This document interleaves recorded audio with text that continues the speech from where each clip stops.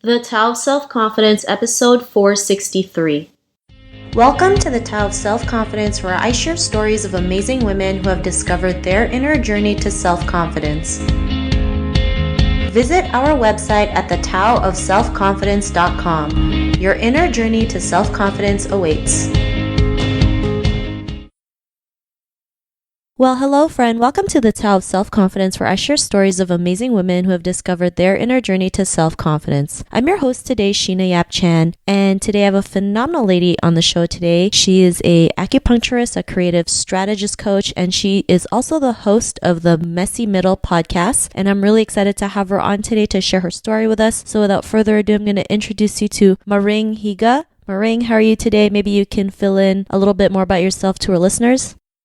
Sure. Hi. Thanks for having me today. So I probably am what is termed a multi-passionate. So I do lots of different things, have lots of different passions. I work with fertility and pregnancy in my acupuncture practice. I'm highly involved in creativity and all sorts of things. Right now, it's illustrations and watercoloring right now. And I help other people through the creative process and just getting to a space where they're embracing their creativity rather than fighting against their creativity. And my newest creative endeavor right now has been my podcast, which has been in its third season. It's called the Messy Middle podcast, and it's really talking about the middle spaces that we inhabit and how we make the magic within that space. So not so much of like we're a mess, we need to kind of be self-deprecating about being a mess, but rather like I think a lot of times that's really where the good stuff happens.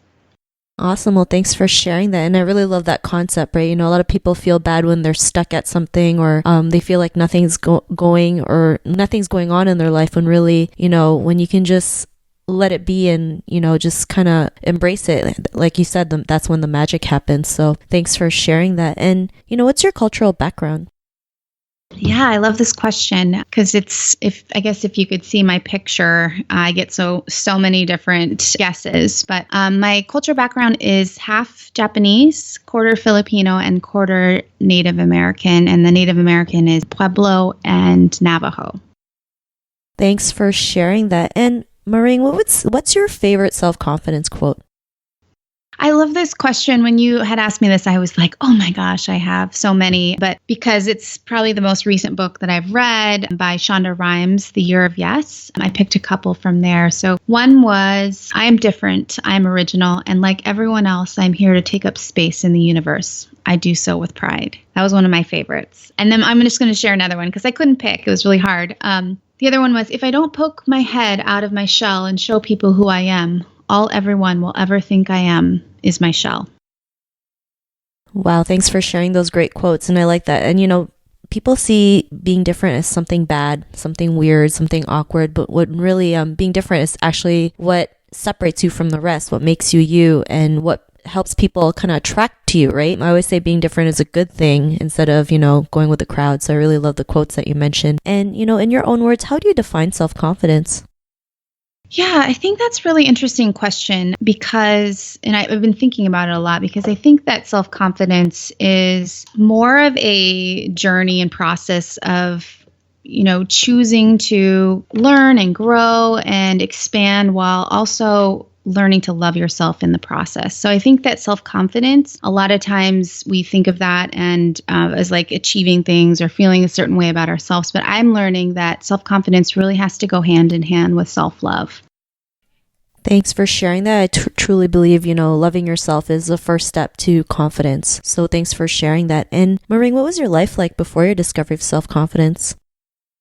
Yeah, I think that when I was a lot younger, I was trying to figure out how I fit in. And so I was trying on a lot of different things. I was trying on different personas. I was maybe dressing like different people. I was maybe acting like different people. I think, you know, back to the self-love piece, I feel like I just didn't know as a woman of color and an Asian woman specifically, since your podcast is touching on that, I think I was surrounded by a lot of people that didn't look like me, that weren't like me, that didn't grow up like me. And so it was this figuring out and trying to find my tribe of people. And so I had a lot of just insecurities. I had a lot of getting into things I probably shouldn't have gotten into and learning things a little bit the hard way. So I don't necessarily think that's a terrible journey to have because I am where I am. And I kind of made it my mission in life to like really figure out who I was and all of those things. And that's part of, I think, building self-confidence. But yeah, I was definitely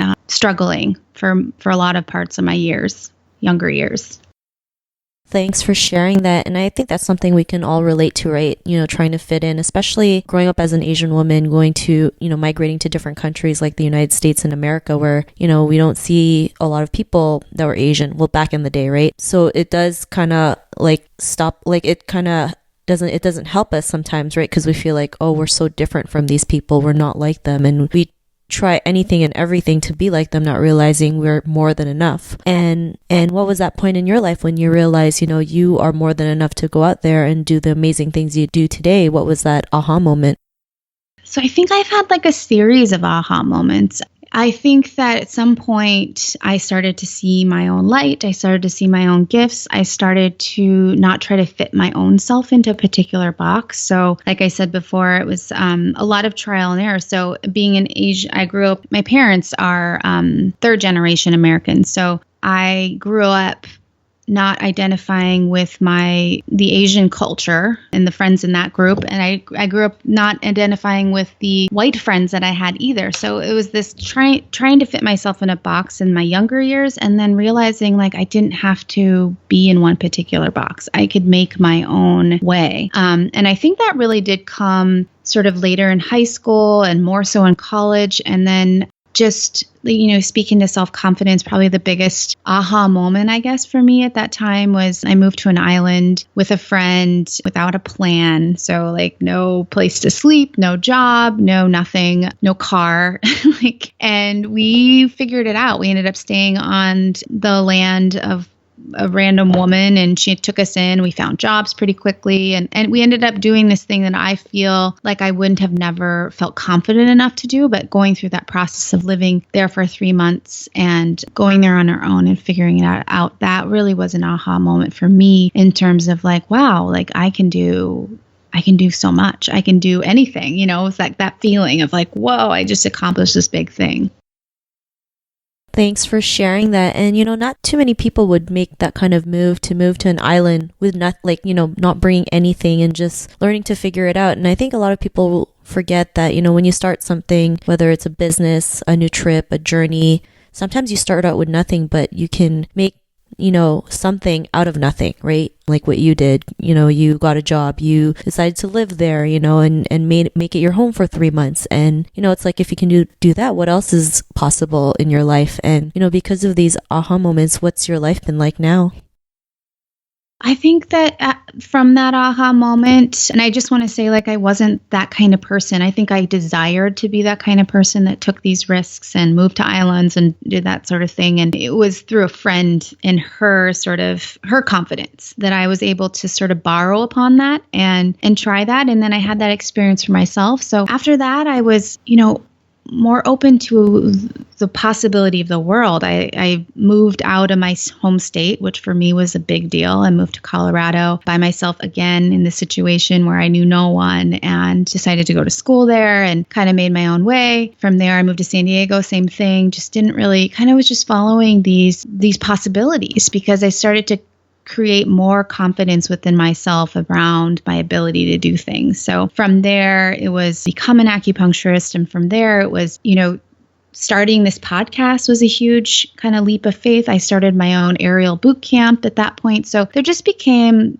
sort of one building upon the next of like curiosity, excitement, joy, and leaping with a level of like that confidence behind me led to a lot of amazing opportunities along the way. So that's definitely been something that's changed since my aha moment, I guess.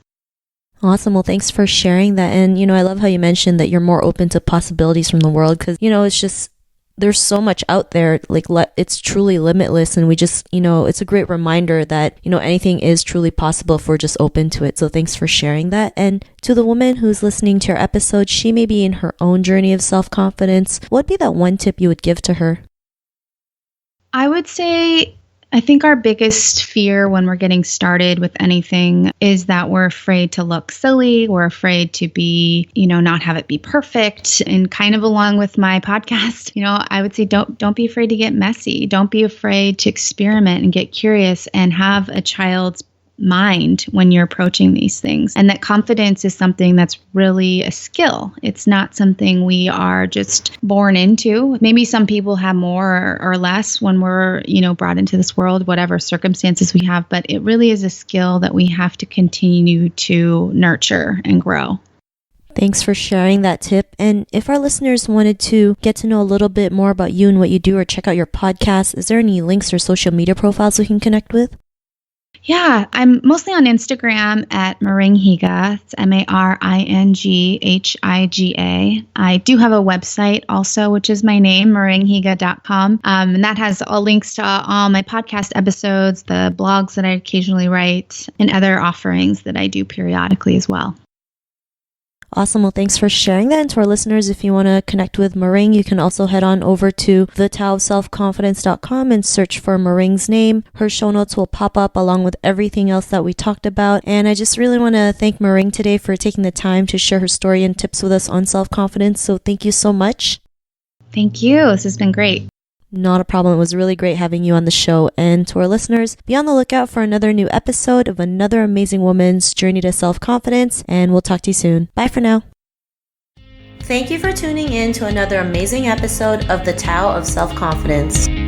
Get your free audiobook by visiting our website at thetaoofselfconfidence.com. Your inner journey to self-confidence awaits.